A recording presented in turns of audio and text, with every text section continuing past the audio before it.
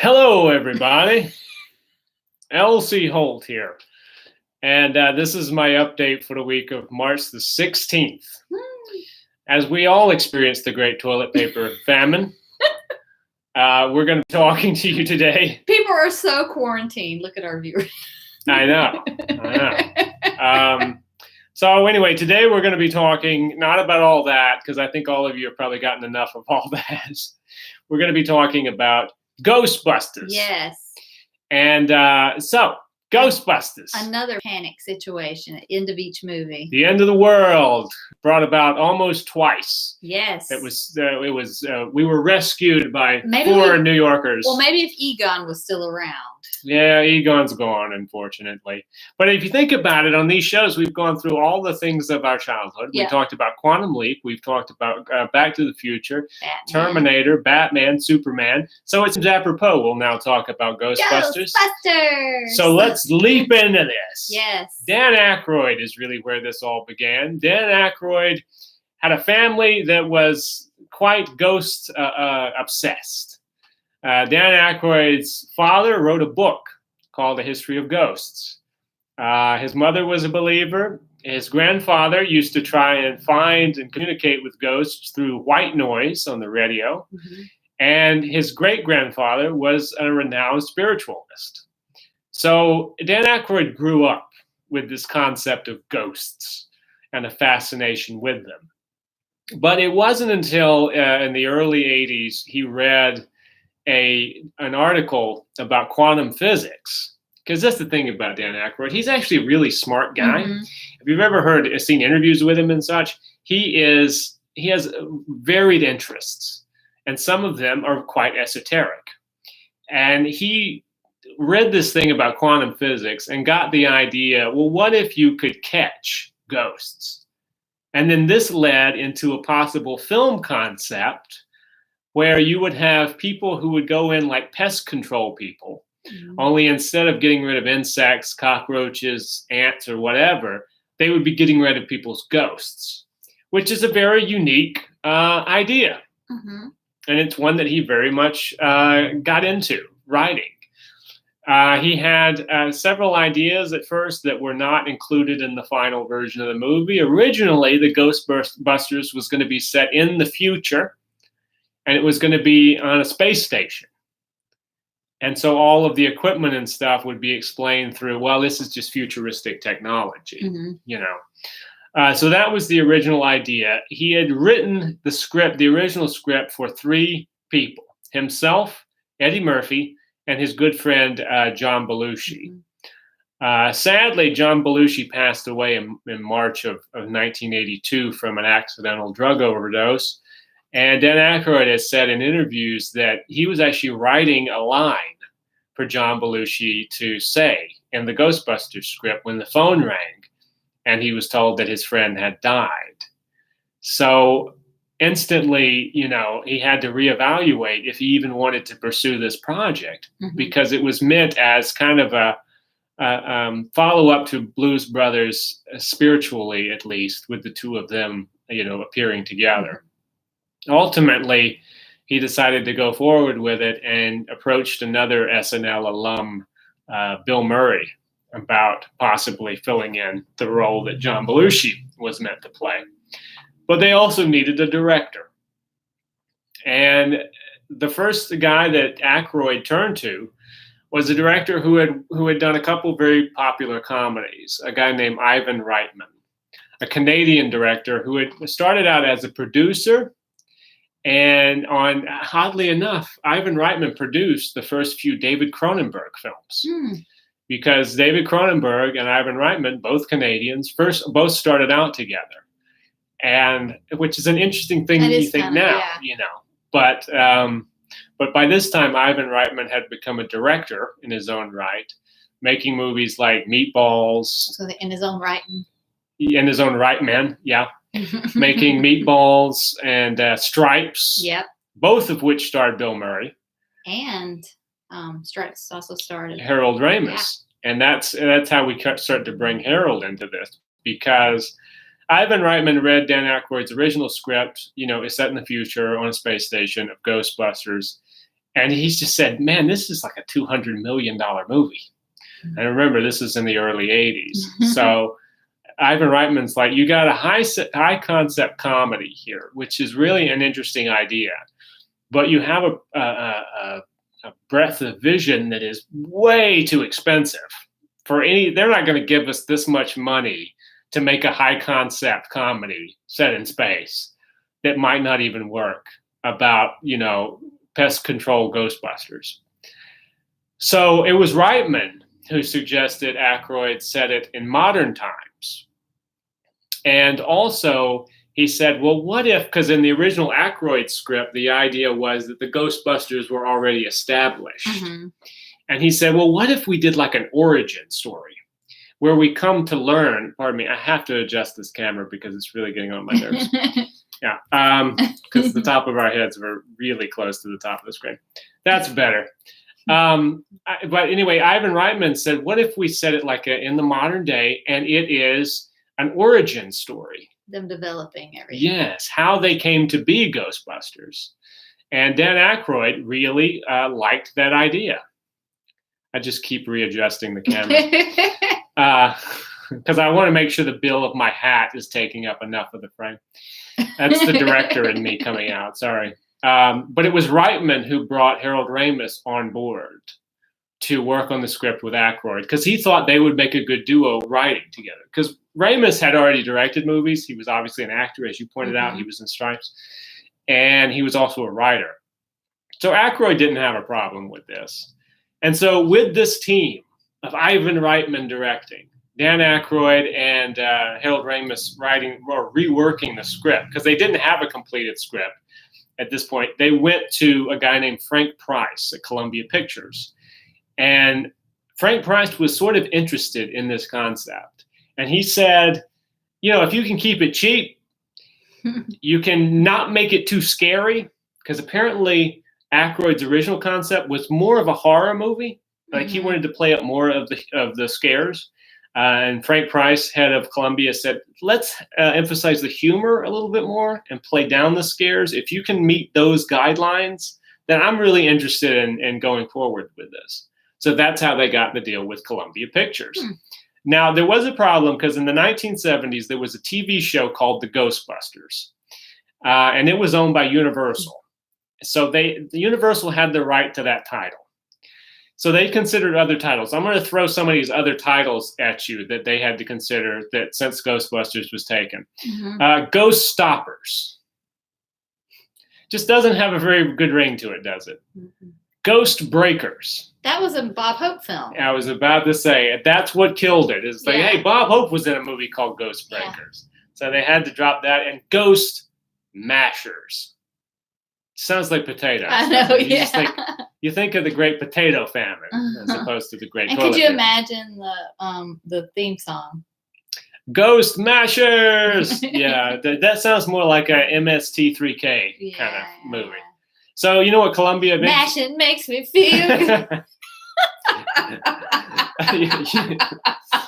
Do you know what... I'm sure it does. Carbohydrate fiend. Stopping makes me feel good. Now breaking would. Breaking makes me feel good. Have some break dancing in the music video. Yeah, that's good. That Ray Parks Jr. Yes, that's right. But anyway, what Columbia eventually agreed to do was pay Universal $500,000 and 1% of the backing gross to use the title Ghostbusters. And Universal was like, oh, you're going to use our title, pay us for it, and we don't have to do anything? Great, we'll take that deal.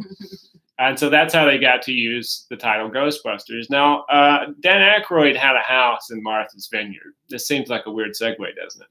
But he had a house in Martha's Vineyard, and this is where him and Harold Ramis went to complete the script, which, as I said before, there was no completed script. When this deal was going down, when the title issue was coming up, all that. They had to buckle down for 2 weeks in Dan Aykroyd's basement in Martha's Vineyard and figure out what's the script going to be. And so how they broke it down was basically Aykroyd worked on the situational type humor, like what sort of scenarios they might get into. And he also worked on the jargon like the paranormal speak, which you know Aykroyd, if you've seen anything else he's written, he's really good at coming up with crazy fucking names and Tobin's Spirit Guide and all these demonic names, all that's his, you know. And what Harold Ramis did was he wanted to work on the characters and the dialogue, and he wanted to really delineate each character from each other. So he wanted to make sure you never mistook one Ghostbuster for another. Mm-hmm. And so what Harold Ramis did was he based it on the Scarecrow, the Cowardly Lion, and the Tin Man for those three main characters. He said that the character of Egon Spengler, which he was going to play, would be the brains, and Ray Stantz, who Aykroyd was going to play, would be the heart. And then sort of Peter Venkman, who was originally going to be John Belushi, but was now Bill Murray, he was the mouthpiece. He was the salesman. He was like the used car salesman that always has the right comeback for everything, you know. And that was sort of the idea that they had for it. The most difficult part of developing the script, though, they said, was coming up with the villain and what the central like goal and conflict was going to be. Aykroyd, in the very first version, had a marshmallow man. Gonna keep that marshmallow man. But the one thing that they did, and this was Reitman's concern, it was also Ramis's concern, is that now that this is not on a space station, we're not in the future sci-fi realm, you know, can we build up a movie set in modern day with a realistic tone and make sense of there being a marshmallow man? They did. And you know what they did, though? You know what they decided? Because in Aykroyd's script, it was 20 minutes in, the marshmallow man appeared. Oh, yeah, no. And so what Ivan Reitman said is that, hey, here's an idea. Let's set up the movie, and if we've got them, if they buy into this concept, then by the very end, they'll accept the marshmallow man. Yeah. And luckily, they didn't know this until they screened the movie, if that would actually go over. Because they were trying some risky, high-concept stuff. Because you think about this in hindsight, and it's like, oh, Ghostbusters are great. But if you think about it as if there was nothing like that before, these are a lot of crazy, wacky ideas. And if you didn't strike the right balance, it could all just fall to pieces. Yeah. You know, and that's why developing the script was so important. They took so much time on it. Now, Bill Murray is, and even at this time, even this early in his career, was always infamous for, you didn't know if he was going to show up. Like, just because he said he was going to be in a movie did not necessarily mean he was going to be there, that he was going to show up for this thing. So what they kind of wanted to hedge their bets a little bit. And so what they did was they had Frank Price, the head of Columbia, agree to finance a movie that Bill Murray really wanted to do, a drama called The River's Edge, which he wanted to star in, and he had also co-written. Frank Price agreed to finance that first. And Bill Murray said, if you finance my movie first, I'll do Ghostbusters. No questions asked. I don't have to look at the script. I'll do it. And that's what they did. And Bill Murray lived up to his obligation and didn't really even look at the script or even care about, Ghostbusters. Okay, I'll go do that because you did River's Edge. And I think Frank Price was just hoping, well, if River's Edge flopped, which it did, at least maybe we'll get a commercial hit out of Ghostbusters so we can sort of offset the cost, concerns between the two. Now, as I said before, Aykroyd wanted Eddie Murphy to play the role of Winston in Ghostbusters. Even back before they added the Egon character, when it was just the three guys, it was going to be Eddie Murphy. Now, Eddie Murphy had really taken off on Saturday Night Live. And in the years since, he's been asked, why weren't you in Ghostbusters? And basically what Eddie Murphy said was, here was the situation. I was offered to be a part of an ensemble in this film. And simultaneously, I was offered the lead role in a movie called Beverly Hills Cop. And apparently his people were saying, do you want to be a part of an ensemble or do you want to be a star, a leading man? And so Eddie Murphy chose to take the leading man role. And I can't really fault him for that. And that movie was big in the 80s. It was huge. And maybe he made the right decision. But the problem with that was when Eddie Murphy backed off of it, because originally Winston was like an Air Force explosives expert back when Murphy was going to play him. And he was a big part of the movie. Well, when Eddie Murphy left, that character started to get slowly reduced, little by little. And they thought about Gregory Hines, and then they sort of, I guess maybe Gregory Hines didn't want to do it. And so eventually they started looking for people to cast, and who they found eventually was Ernie Hudson. And when Ernie Hudson got the role, Winston was still more, in the movie. And I've heard him talk about that it's different than what he...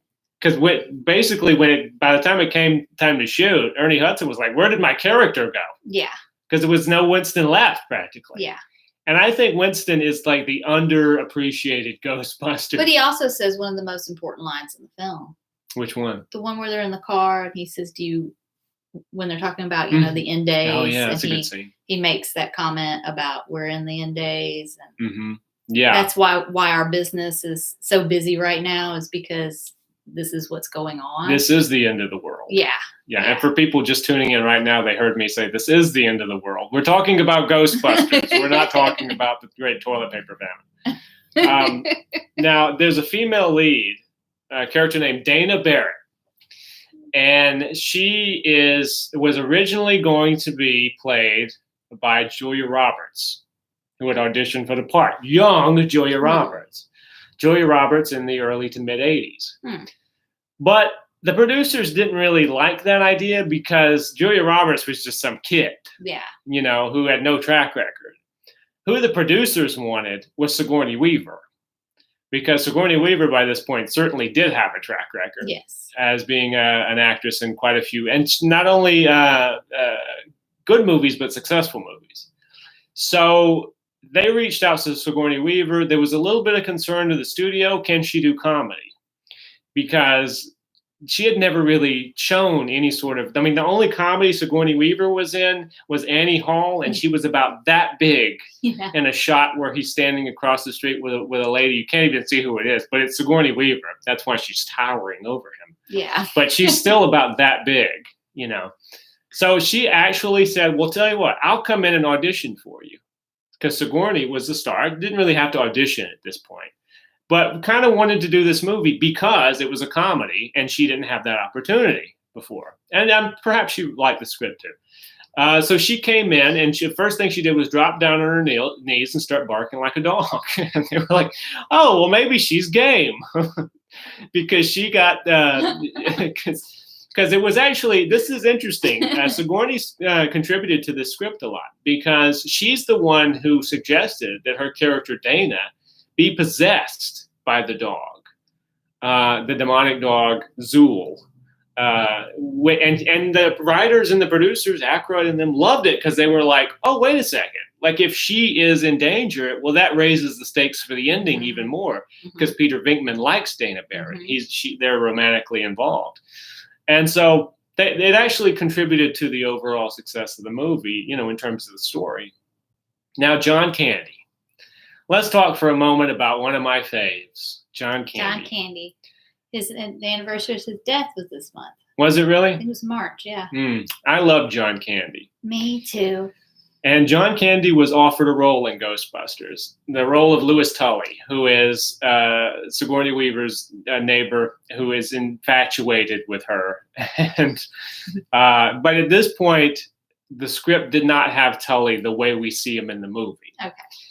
And John Candy read the script for Ghostbusters, and he saw this Tully character and was like, I don't get it.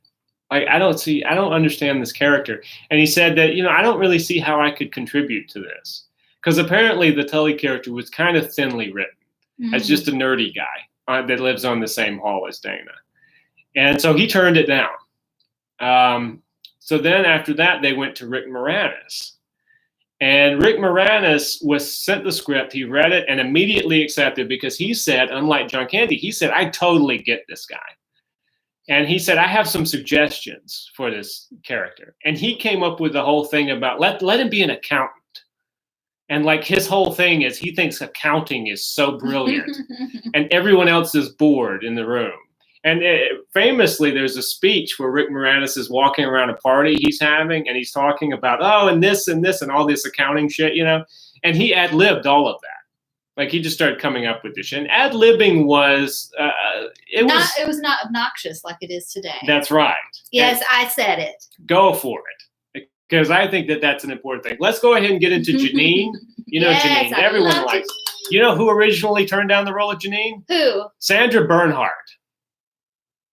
I think I'm glad we ended up with Annie Potts. Me too. Annie Potts actually is known for the glasses she wears. Did you know right before they did the first take, that was the set dresser's glasses, and she pulled them off her face and put them on? And they liked it so much, they kept it. So I guess whenever that set dresser was around, Annie Potts would go grab her glasses. Basically, we're really lucky of who they cast because those people developed the movie. Yes, they really did. Than what was there. Yes. They contributed. You're right. Yeah. And we're not talking about like contributing like 2 hours of ad-libbing and laughing at themselves and it's just them just in jokes. Until it's obnoxiously long. Yeah. They don't know how to edit those comedies anymore. Gozer is the main villain in this movie. Gozer the Gozerian. The traveler has come. Who's Gozer? I don't know. Who Gozer? Who's Gozer? Gozer is an ancient Mesopotamian god that was worshipped by an architect who built a building on Central Park West. Which was like a antenna. Yes, a doorway into Gozer's dimension. These were Gozer worshippers. And guarding the gate of this doorway were two of Gozer's pets, demonic terror dogs called Zool and Vince. One was the key master and the other was the gatekeeper. And if they ever woke up, let me tell you, you better watch out because they're the only people that can open the gate into Gozer's dimension and allow Gozer to come through and take over our world and destroy it. Originally, Gozer was going to be played by Paul Reubens because the idea in Aykroyd's original script is that he would come out looking like a businessman. And it would be like, you know.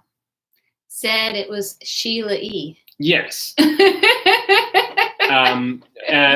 Paul Reubens Paul Reubens again was another one that turned him down. Yeah. Wasn't interested. So they hired a Slavic actress named Slavita Jovan. Okay. When I was a kid and I played my Ghostbusters stuff. Yeah. Well, obviously there wasn't a Gozer action figure. No. So I would use, I know I'm probably dating myself. I don't know if you 80s kids remember these dolls, but the Spectrum dolls. And they were like these silvery dolls, but they always wore like these, there was one that had like a lace jumpsuit. I was like, oh, this looks so good. Just like Gozer. Just like Gozer. Yeah. Because Gozer originally appears in the form not of Paul Reubens, but of the Slavic actress. And the idea was she would be like a cross between David Bowie and Grace Jones. I don't know why they didn't just get Grace Jones to do it. Prince. Yeah, Grace Jones would have been awesome. She would have been a good Gozer. Maybe she might have turned it down because Gozer only has a couple lines. That's true. Maybe she was working on Bond. Was that maybe the same time? Yeah, it was around the same time. Because Gozer says, "Are you a god?" And they say no, and she says, "Then die," and nearly throws them off the roof of this thing. Gozer is crotchety and has a smoker's voice. Yes, yeah, but she's a limber little minx. That's right. Now, photography began in October 1983 in New York. They wanted it to be a New York movie. It lasted for 6 weeks. The budget was $30 million, but they wanted to get it wrapped up before the snow came to New York because there was a lot of exteriors. Most of what they shot in New York were exteriors. Interiors, like Dana's apartment, the inside of the firehouse, all of that kind of stuff was shot in L.A. 55 Central Park West, there was an apartment building which was used as Dana's apartment. It was the height of it was exasperated by matte paintings. So it's a tall building, but they made it even taller, and they put that like Gozer doorway at the top of it, you know, where the gargoyles live and where the finale of the movie takes place, high above Central Park. They caused a lot of traffic problems in New York. I'm sure they did. Central Park West is a very busy street, and some people who worked on the movie said you could see the queue going back into Brooklyn when they shut down the streets for the scene where Ghostbusters arrive to finally face down Gozer in the final climactic battle. As I said, there were a lot of shit shot in Los Angeles on stages. Like the Waldorf Astoria was actually shot at the Biltmore, the famous scene where they go into the Waldorf and Slimer is in there. Now, Slimer was designed by Dan Aykroyd to actually represent the ghost of John Belushi. And he actually told some of the designers, Steve Johnson being one of them, design it to look like John Belushi, because he says if John was a ghost, he would be so pissed that I was doing this movie without him. He would want to slime the guy that got his roles, and so that's why in the movie Slimer attacks Bill Murray because he took his role. It's John Belushi, you know. Now they had to shoot this because you had a release date of June. So this was one of those situations where they set the release date and you had to work toward it. So like Sheldon Kahn, who was the editor, was editing the movie as they were shooting it.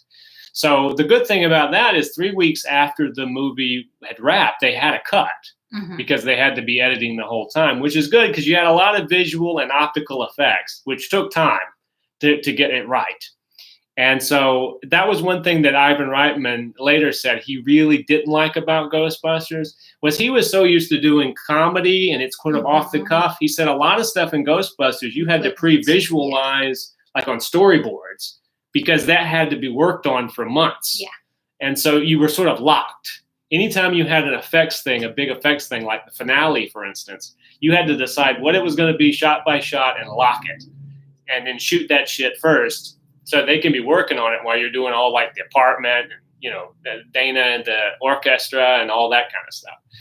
And so they also had a very famous composer named Elmer Bernstein who worked on this movie. And I think he did a great job with the music. I do too. Elmer said that this was the hardest movie he had to score because he tried to find a balance. Because Ivan Reitman wanted a more serious when he did this? Because he had been around. But yeah, Elmer Bernstein had been around for a minute. He was already a veteran of this movie composing thing.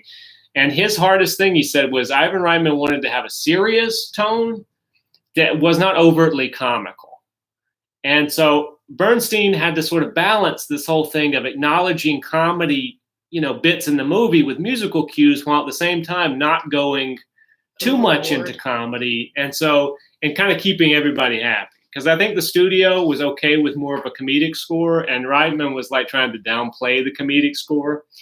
I'll tell you one thing Bernstein was not a fan of, and this is not unusual for film composers. Ghostbusters. He wasn't a fan of using songs, and he didn't like the Ray Parker Jr. title song.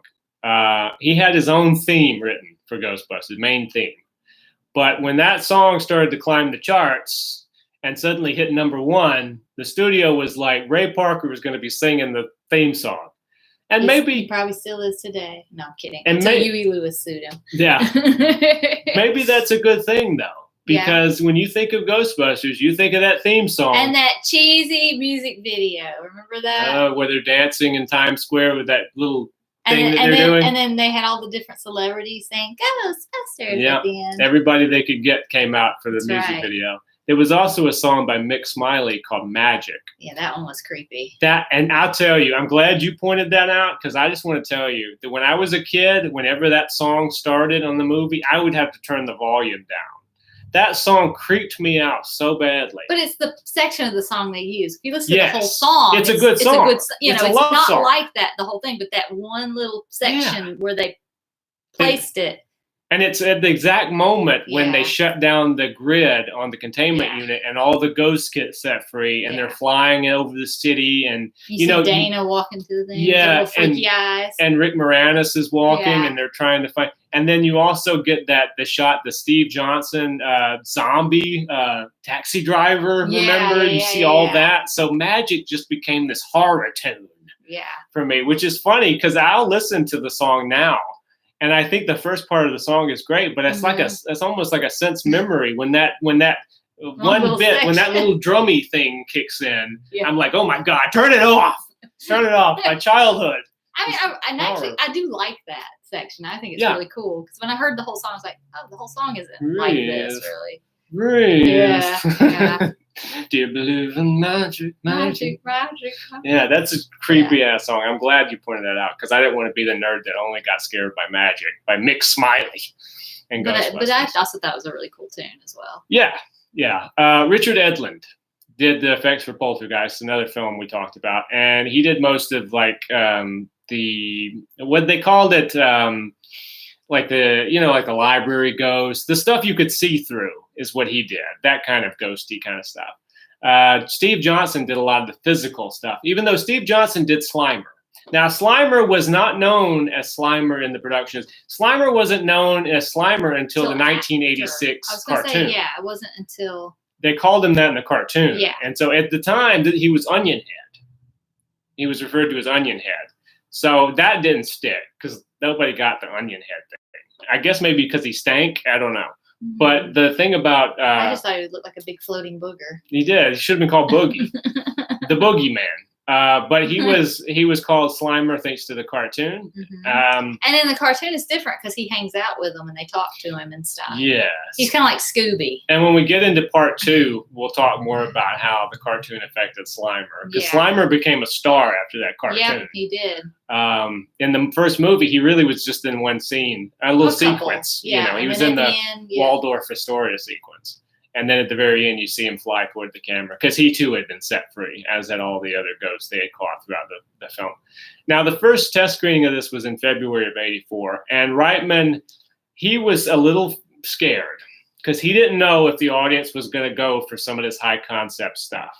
But he said as soon as that library ghost turned into the demon and came after them, the reaction of the audience sparked him. And he was like, oh, my God, I think it's going to be okay.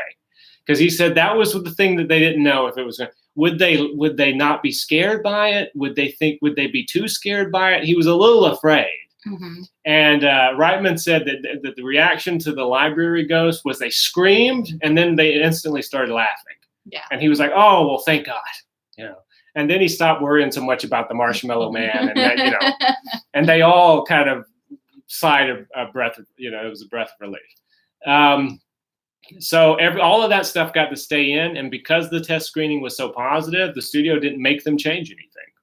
That would not be the case. That's a rarity. Yes, and it would also not be the case with Ghostbusters 2, but we're getting to that. Yeah, the meddling. Hollywood meddling. Ghostbusters 1 was not meddled with.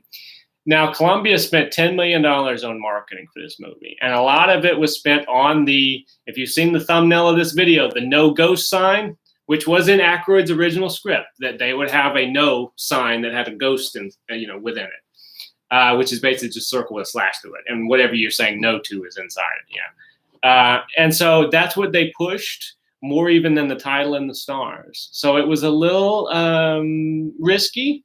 They would do something similar with Batman a few years later, where they just highlighted the bat symbol, but it worked, even though Hollywood insiders said this is going to be a disaster. Nobody in Hollywood really believed that this movie was going to go over. But this movie went over so well. It premiered in June of 1984, and it surpassed Gremlins, which also premiered. It was #1 above Gremlins, and it made $13.6 million its opening weekend, Ghostbusters, which was pretty damn good in 1984. Over the course of its first run, $230 million. We haven't even gotten to merchandise yet. No, not at all. Or even album sales. Yeah. Ray Parker Jr., my sister, for her sweet 16th birthday, got that album. And I used to listen to that Ray Parker album that had the Ghostbusters song on it. Mostly Ghostbusters, let's face it. Because I love Ghostbusters. I had the little Proton pack. We had to drive to a whole other town so I could get a Proton pack. Are there pictures of you in your Proton pack? Probably not anymore, no. I'm sure there were at one time. If anyone has a picture of Elsie in a Proton pack. And you know what? The little beam that came out of it was like a pool noodle. It was made of that, but it was like curvy. And when you held you just hit a button and it spun. It made like a little sound and went brrr and spun, They have much better toys now. I had the little Ghostbusters trap, which was just like in the movie. See, I wanted the trap. Hit it, and what I always wanted was the PKE meter. See, okay, all I had, my brother had one, but I had Egon, and it was the one from the cartoon series, the real Ghostbusters. Because what ticked me off, I wanted an Egon because I had hots for Egon. I thought he was hot. When I got my Egon figure, It was the one that you'd hit it and they would be scared and like his hair would come up. But Oh, his yeah. hair was blonde. It always ticked me off about the cartoon. Yeah. They never got his hair color right. And you don't mess with Egon because I'm an Egon girl. Because she had dark hair. Yes, he did. And just really irritated me. So that was the only thing that bothered me about my that was the only action figure I had. But we wanted more. And I remember we wanted the Stay Puft Marshmallow Man. Mm-hmm. But I remember my parents like, we're not buying that. We're not buying that. So my brother had a Pillsbury Doughboy, those plastic ones, and we that was our. Oh, that was the Stay Puft? That was for us. We had the Pillsbury Doughboy instead of. So in your mind, when you were supposed to clear your mind, you thought of the Pillsbury Doughboy. That's right. Yeah, and then Gozer took because on my parents wouldn't buy the. Because Gozer took on the form of the Pillsbury Doughboy. That's right. This was the second highest grossing film of '84. You know what the first highest grossing was? Beverly Hills Cop. Oh, well, maybe he did. So yeah, I mean Eddie Murphy got to have his hit, and then they got to have their hit. So everybody was happy. And it was actually re-released in '85, August of '85, made $10 more million. Wow. This was a huge movie. So you can probably understand why a couple years later they did the cartoon show, which was a huge hit. And the cartoon show actually influenced the making of the sequel, which we'll go ahead and jump into. But there were two cartoons. You couldn't confuse it because I went to the rental store with my mom and I just grabbed one that said Ghostbusters. And it had the monkey and the... That's the show. One. Yeah, that's the show. That they had to pay for. Yes, but you had to look for the real Ghostbusters. That was the show that everyone wanted to see. Yes. Now, despite the success of Ghostbusters and the cartoon series, Columbia had a change of management to a guy named David Putnam, and he did not like a lot of the previous guy's films. He wanted to make sure Frank Price was not remembered and his legacy died. Why is that the thing when you have like an admin? It's just like, well, dude, it was successful. You made this much money off of it. Just let the dudes do their thing and you will make money and it will make you look good. Don't just get these companies that do that. Vindictive. It's just like, just go sit on them. And that's why it took so long for there to be a sequel to Ghostbusters, because the original guys wanted it right away. Obviously, $230 million in 1985. But there was also some trouble with some of the cast members, because the thing about the success of the first movie is Bill Murray, after the first one, took 4 years off of acting. And he did not come back until he made a movie called Scrooge. I was going to say, yeah. And that got him back into acting.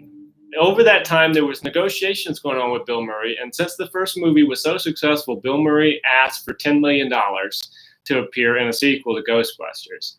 Then what happened was, Dan Aykroyd said, well, me and Harold write it. And it was kind of our thing. I think we should get $10 million. And then Ernie Hudson was like, well, maybe I should get $10 million. And then before you know it, just to pay for the actors, the budget would have been $10 million more than the whole budget of the first movie. After you filmed it, right? So that Didn't they just talk Murray into another pet project? Well, apparently he had worn out all his pet projects. One of the reasons he quit acting for 4 years because Razor's Edge was such a disappointment. And I really think he took that hard because that was a real pet project of his. Unfortunately, they all had the same manager, a guy named Michael Ovitz, who is pretty famous as a manager in Hollywood, and especially at this time period. And he got them all to sit down at a dinner and iron all this out. Because he said, guys, the new brass at Columbia, because Putnam was out now, he said, they want to do Ghostbusters too. Because why not? Money. And guys, if we can come to some sort of arrangement that's not going to break the bank, we could all end up in really good position at the end of this. And so they decided to kind of iron it out. The deal that they eventually came to was that they would get 10% back-end gross. I was going to say, do the Alec Guinness. 10% of the back end for all of them, all of the main players, including Ivan Reitman. That way they could keep the budget down to about $30 million, the same as on the first one, safer bet. But don't worry, if it's a success, we'll all make it back in the back end. Probably make more than you would make in the up front, if it's a huge hit like the first one was. So that's what got them to come back. Now, Aykroyd's first idea was a little wacky. He was going to have Dana get kidnapped by a fairy cult and taken to Scotland. There was going to be this huge pneumatic tube that ran underneath the ocean, and they would have to get on this thing and shoot for 3 days to Scotland to get in order to get to Scotland to save her. A lot of these elements wound their way into the final version, like the pneumatic train and all that kind of stuff in the tube, but it wasn't across the ocean. It was the actual pneumatic train that was under New York at a certain time, the early version of the subway. That made it into the final film. So he got to have his tube, but he did not get the whole like fairy cult in Scotland. And Ramis finally kind of talked him into saying, man, let's keep it in New York because that'll keep the continuity going. And let's not go to Scotland and have the fairies and all that kind of stuff. So let's keep it sort of like the first one. And so partnering again with Harold Ramis, they decided to keep it kind of based in New York City. Ramis came up with the idea of having a possessed baby. And this sort of wound its way into the final film in small sort of ways, because it was originally going to be Bill Murray and Sigourney Weaver got together, stayed together, had a baby, and that baby was going to get possessed by some sort of a demon. And then Murray heard about that and was like, well, I don't know if I want to play it like that. Why don't we be like, we've broken up? So he suggested they had broken up and this was her baby with somebody else. And that's the idea they eventually went with. Because Murray said, if you have it like a romantic relationship between me and Sigourney, what are you guys going to be, like the third wheels? It's better to have the four of us all have our own stories, and I'm just kind of reconciling with Dana in the background, which I think was a good idea on his part. Now, Ramis came up with the idea of the River of Slime, and it was meant to represent like the negativity because remember, this is New York in the late 80s. This is not New York of like now, this was like you could get killed in Times Square, New York.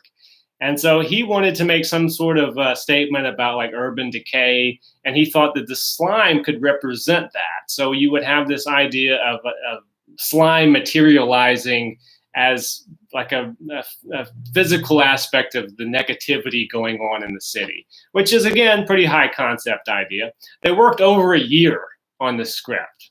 Aykroyd and Ramis trying to perfect Ghostbusters 2. And it wasn't completed until March of '88. Reitman decided to return to direct, even though he had never done a sequel before and was not too thrilled about doing sequels because he said, well, all the surprise that you had in the first one is done.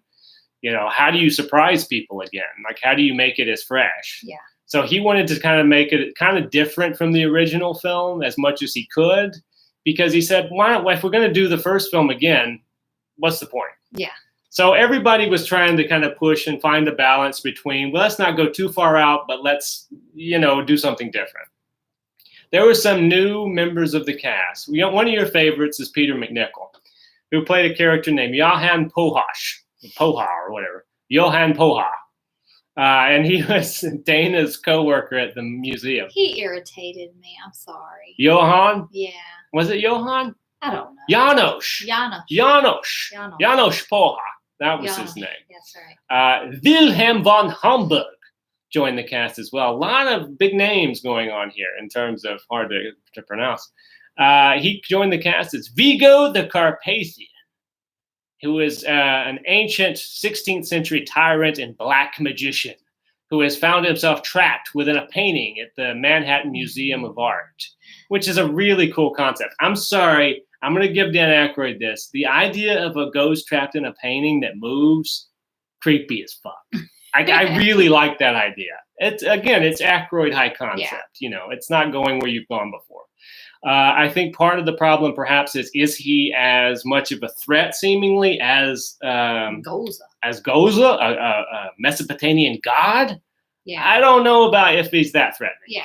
I know that Wilhelm von Hamburg's voice was not to the producer's liking. So do you know who did the voice of Vigo? I didn't know this until a few years back. Max von Sydow, who we lost this week, the exorcist himself. Who I've mentioned several times on this show, is the voice of Vigo in the movie because they thought the other guy's voice didn't sound right, a little too heavily accented. It was sort of like Gozer, the Slavic lady who played Gozer in the first one. They had to dub her voice too because they said her accent's too thick. The Wilhelm von Hamburg did not know it either. He went to the movie and he realized Max von Sydow's voice was coming out of his mouth and he walked out of the premiere. He was not pleased. But that's the story of Vigo's voice. Now, filming began on this in November of '88 in New York, right after Reitman finished Twins. He came off the set of Twins and went on to the set of Ghostbusters 2. And they shot for 2 weeks in New York, a little shorter amount of time than they shot on the first one. But they shot a lot more stuff in LA, you know. And there were a lot of, remember, this was in November they started shooting, so it was cold in New York. And there are certain scenes, like there's one scene in front of the museum where 3 of the characters come up out of a manhole cover covered in slime after swimming in the river of it. And they said that was, number one, the manhole cover didn't go down into the sewer. It just went down into like a little hole in the ground. So they all had to squeeze in there. And they had to climb out totally covered in slime and have a scene. And they said by the end of the night, the slime had practically frozen to them. Oh, goodness. You can imagine how uncomfortable that must have been. Yeah. I mean, if you don't like being sticky, and then on top of that, just it's freezing. You know, I'm sure they had to be angry in that scene too, because, you know, the negative slime turns you angry. You know, it brings out your rage. So I'm sure it was not hard to act that. As I said, filming moved to LA in December after the 2 weeks in New York. That's where they shot a lot of the rest of the movie, all the interior stuff, the courtroom stuff, all the kind of big sequences that didn't involve actually having Manhattan in the background. Unlike in the first movie, this shows you how quickly things have changed in 5 years. No smoking was allowed in Ghostbusters. Because both, remember, Winston and Ray smoked they did. in the first movie. They was like, no. Well, because the first one wasn't, and this is a thing that you kind of notice with films back then. They would start off making a movie. The first one wasn't for kids. It was for adults. Yes. And then it would take off, and then suddenly they're like, oh, we can sell action figures. Yeah. Mm-hmm. The next one, we got to gear it towards kids. And I'm glad you pointed that out, because part of what I was saying about the cartoon show with influence in Ghostbusters 2, the studio was very adamant that nothing in Ghostbusters 2 should contradict anything you saw in the cartoon series. So the idea was that the cartoon series actually happened. And then on top of that, they wanted... That's so weird, because as a kid, I never thought that. I mean, even as a kid, I was like, it's just the cartoon. Yeah. The movie's the movie. Well, and two, if you watch part, and more important, that's a good way of putting it. If you watch part 2, it seems like in the story that the Ghostbusters kind of got shut down right after the events of part 1. Yeah. So I don't know how they could have gone on all these cartoon adventures if they had been shut down, because it seemed like they were out of business for a long time. Yeah. Practically the whole 5 years. Yeah, because it had only been 5 years. Yes. And by the way, they did use real time. So 5 years had actually passed between the two movies in real life and in story time. So they didn't pick it up right after the first one ended. All the Ghostbusters at the beginning of part 2 had moved on. The business had gone to hell. They were basically blamed for all the destruction Gozer caused. So naturally, they had to come. And of course, when things go to shit again, who does the mayor turn to? The Ghostbusters. I was going to say Ghost Smashers. But... Yeah. A test screening. I was telling you about the test screening. This test screening for part 2 did not go over as well. Ivan Reitman realized when he saw it with an audience that the last 25, 30 minutes of the movie didn't work. And the audience felt the same. Basically, they said that they felt that Vigo was not a big enough threat for the Ghostbusters and was too easily defeated in the original version of the movie. They also said that they did not understand the connection between the River of Slime and Vigo and all the ghostly shit. Why is the Titanic showing up? Is Vigo doing that? What does he have to do with the River of Slime? Because apparently in the first cut of this movie, that was not, they didn't tie together very well. Yeah. At least not enough for the audience to understand that all these things are happening because of Vigo. It just seemed like there was a haunted painting, and then there's this river, and then there's the Titanic shows up. It just all seemed separated, you know. And so they had to go back and write and film a lot of new scenes for Ghostbusters 2, in a way of trying to tie all these things together and to increase the threat of the main villain, Vigo the Carpathian. Now, keep in mind, the release date on this movie was changed. It was pushed forward to June 23rd because Batman was going to come out. And then it was pushed forward even further to June 16th. So they basically had to rush and write and reshoot all of these scenes for a new version of the ending and stuff to go out, throughout the whole movie in 2 weeks. Phew. So, a lot of subplots were cut out of the movie, and then other things were inserted in. And perhaps you can see this a little bit in the tone of the movie. Yeah, because I'll tell you some things that were cut. In the movie, Ray Stantz gets possessed by Vigo at the very end. You remember? Mm-hmm. In the original cut, there's a scene where Ray is looking into the eyes of the painting, and the eyes sort of start to turn red a little bit, and he's like, with his jaw hanging open. And then the next time you see him possessed, it's at the very end.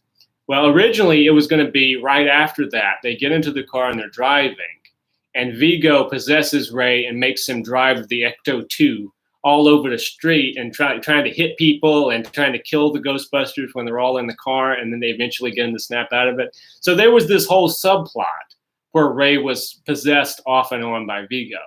And then at the very end, it made sense why Vigo jumped into him. Yeah. In the movie, it's a little muddled. Yeah. Because Ray turns into Vigo at the end, and you're like, whoa, wait. Oh, yeah, okay. I remember way back then there was a scene. Yeah. So that was kind of lost. Louis Tully, Rick Moranis came back. There was a whole subplot in the Ghostbusters firehouse where you got to see Louis Tully. And this was to play up Slimer because they wanted to give Slimer more screen time. Originally, there was a long sequence, a series of scenes where Tully is hunting Slimer throughout the firehouse. Mm-hmm. And it sort of played the comic relief. And Tully's wearing one of the proton packs, and he's blowing shit up, trying to hit Slimer and can never quite do it. And so a lot of that was cut. So in the final movie, when you see Louis Tully come out at the end and he's all in the regalia and he's got the proton pack. And there's also a shift from the first movie. You always kind of think Janine has a thing for Egon. Yeah. And in this one, she's all about some Tully. Egon is totally forgotten. Yeah.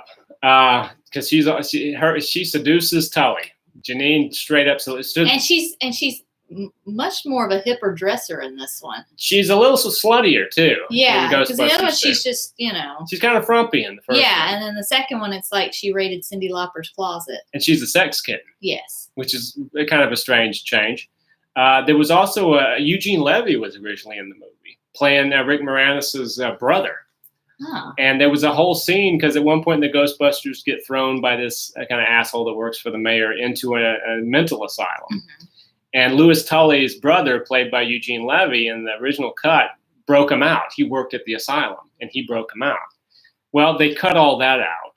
And so now they had to add a scene, which I think is a cool addition because I always remember this from Ghostbusters 2. They added a scene where the mayor's in his office and they're talking about shit going down. And they say, look out the window. And he looks out the window and the sun is being covered by this giant, weird-looking eclipse. And then the mayor says, get me the Ghostbusters. And then that's how they get out of the asylum. Yeah. Well, originally, they broke out with the help of Louis's cousin. So Eugene Levy totally got cut out of the movie. Also, they went back in, they added some stuff where Vigo, because originally they had the painting was up on the wall. Yes. The painting was not actually a painting. It was a photograph that was enlarged. Yeah. They had the actor stand on like a dramatic backdrop and like all these prop things with his arm propped up. They took a photo of him and they put it up on and made it look like a painting. The reason they did that was in the original cut of the movie when Vigo talks to like Janosch and to the others at the end, he moved. The painting was going to move. So they were like, if it's not photorealistic enough, it's going to look weird when he moves inside the painting. So that's why it was made to be an actual photo. But when they decided that people couldn't understand the connection between Vigo and the River of Slime, they actually went back in and changed it. So that now whenever Vigo talks, his head appears over the River of Slime. Do you remember? Because the painting changes and it just becomes his head and you see the River of Slime beneath. And that's how they connected. Oh, Vigo is causing the River of Slime. Yeah. I don't know. I think maybe if the painting moved, moved, maybe that would be, because the creepy part in the movie is where it winks at her. Yeah. Remember that? Yeah. That's the way it was going to be throughout the whole movie. Like even when he was talking to Janosch and everything, it was just going to move inside the painting. Because I remember that wink was always kind of creepy. It was, yeah. So do you think that was a good change for clarity, or do you think? I don't know. To tie the two together, or would you rather have seen it move inside the painting? I think I would probably like to see it move inside the original version. Yeah, just to see what it would have been like. And because we don't have it. The whole version and the whole reason they did that again was to address concerns that people didn't understand that Vigo was connected to the River of Slime and stuff like that. Well, I mean, I remember when I saw it in the theaters. I mean, I knew he was connected, but I was just like, why? Mm-hmm. Why a River of Slime? I don't know. As a kid, I was very hyped about this movie. Yeah. I didn't leave disappointed. I was like, oh, Ghostbusters. But as I became older, mm-hmm. You watch part 1 and part 2. Yeah. Part 2 is just kind of... And part 1 is definitely better. But I've always been a fan of part 2. I think we disagree on this a little bit. Because I'll watch part 2. I appreciate it because I like Ghostbusters. But, I mean, part 1 is one of my favorite movies. So... Mm-hmm. Yeah. Well, let me talk for a minute about, because Ray Parker Jr. returned for Ghostbusters 2. Not as a singer, but he co-wrote with Run-DMC a new Ghostbusters tune, which nobody remembers.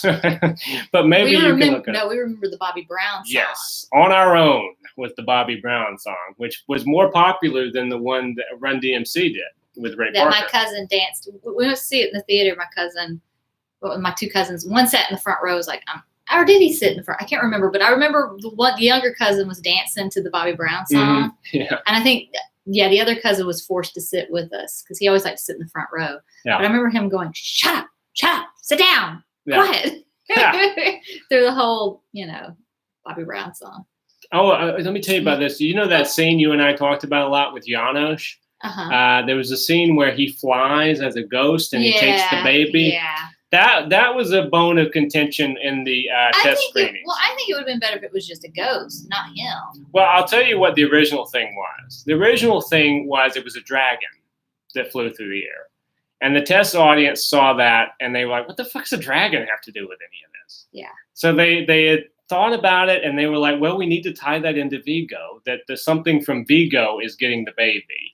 But it shouldn't have been. And so they came up with some ideas. They came up with him driving a phantom taxi cab through the sky, which might have been interesting.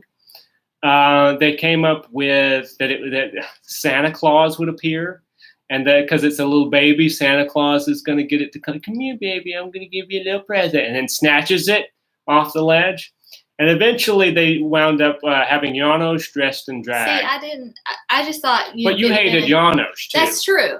But I think if it had just been an old, like one of the ghosts. Yeah, like an old lady ghost. Yeah, old nanny lady ghost. I think that would have looked creepier because when you saw Janosch. Yeah, and you saw his face, like, what? I don't know. I just kind of. Well, I think the reason. That was me, and I understand why they did it, but I think it would have been creepier if it had been like the ghost. Because as a kid, when the Titanic showed up and all the ghosts are coming off, that creeped me out when I was a kid. Because I'm like, oh my God. Yeah. Those are all the people that died. Cheech Marin says, better late than never. Yes. Yeah. So I think for me, it wouldn't have confused me that it was him because all the ghosts are showing up now. Yeah. It would have been like, oh, okay. But I think it would have been cool if it had been a ghost, a real ghost, and not Janosch. Yes. I won't even say the name. Wow! Remember when he gets hit, he turns into and remember his little light bulb eyes? Yes, which I liked. You don't like that, but I like the light because that creeped me out. Talk about creepy. Yeah. The Titanic was creepy, and when his light and his eyes started to glow, I was like, oh my God, that's terrifying. That little monster's eyes are glowing. But anyway, so that was a lot of the stuff about Ghostbusters 2. There were some interesting ideas like the possessed bathtub. I know at one point it was going to be like a bubble bath she was running a bubble bath, and the bubbles turned into all these eyeballs and came at her. So it was like a bubble bath monster. Yeah. And she threw a hairdryer into the bathtub, and that's what killed it, and it went away. It banished it or whatever. But ultimately, Ivan Reitman said, again, I think there was a little bit of panic at the last minute about let's tie all this shit together because I think people don't understand that all this shit is tied together. So it became slime. That the bathtub's full of the negative slime. So there were a lot of things. The reason I point out all the changes from the test screening is I think Ghostbusters 2 suffered a little bit from the thing of, oh God, they don't understand a lot of this stuff. How do we fix it in 2 weeks? Remember, in 2 weeks. But also you need to probably, if films like that, you need to test screen it in front of, well, I don't know. I would say fans, but people who are into it. Yeah. Not someone getting a Slurpee at the local mall. And since we never saw the original version, we might have benefited. I mean, the original version might have been too terrible. confusing. I mean, who knows? It might have been. We might see it and go, what? But I'll tell you one thing. When this movie came out in June of 1989, it broke records. A $30 million opening weekend. That was a busy summer. Yes.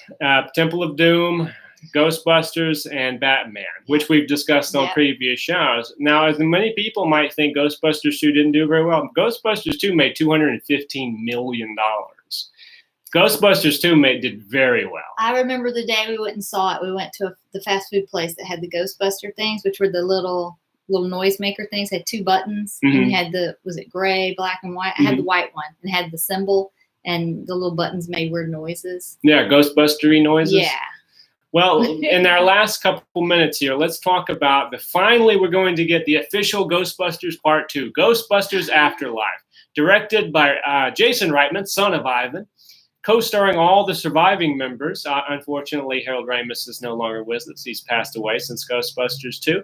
But all the ones who are still with us, Bill Murray, Sigourney Weaver, Dan Aykroyd, everybody, Annie Potts, all but Rick Moranis are going to appear in the new Ghostbusters 3, otherwise known as Ghostbusters Afterlife.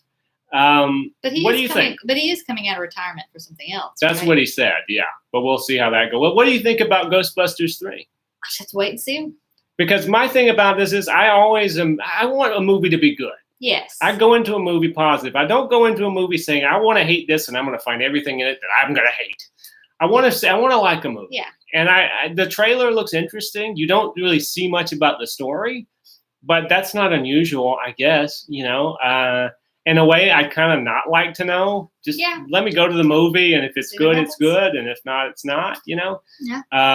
I'm hoping, since it has a good pedigree, the Reitman boys are working on it. It's funny because Jason Reitman appeared in Ghostbusters 2 at the very beginning at the party, where he says, my dad says you guys suck. And it's the humor is his dad is the director of the movie.